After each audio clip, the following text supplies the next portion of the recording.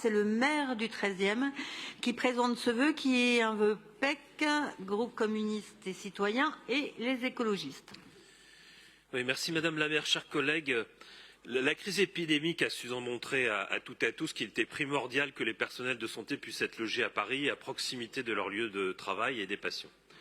Ce constat, cette réflexion, nous n'avions pas entendu la Covid pour les faire, et la ville avait, dès avant la crise, pris des mesures en ce sens, même si elle n'a pas, rappelons-le, aucune obligation légale de loger les agents de la PHP, une obligation morale, oui.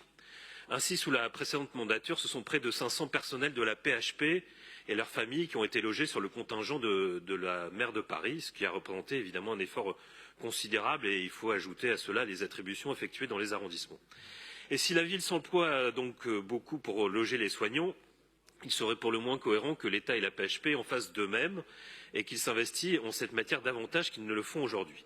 J'avais d'ailleurs saisi le préfet de Paris sur cette problématique en 2020, puisqu'il dispose d'un droit de tirage conséquent sur les attributions du parc social parisien, près du tiers des logements. Cette initiative est malheureusement restée lettre morte. Mais la PHP dispose aussi d'un capital foncier important dans notre ville. Ainsi, au 54 rue Clisson, elle est propriétaire d'une résidence de 123 logements dont la gestion a été confiée à la RIVP via un bail amphithéotique. Précisons que la PHP est l'unique réservataire, c'est-à-dire qu'elle désigne 100% des locataires et que le site est aujourd'hui conventionné en logement social et qu'il accueille très majoritairement des locataires aux revenus modestes inférieurs au plafond ou plus.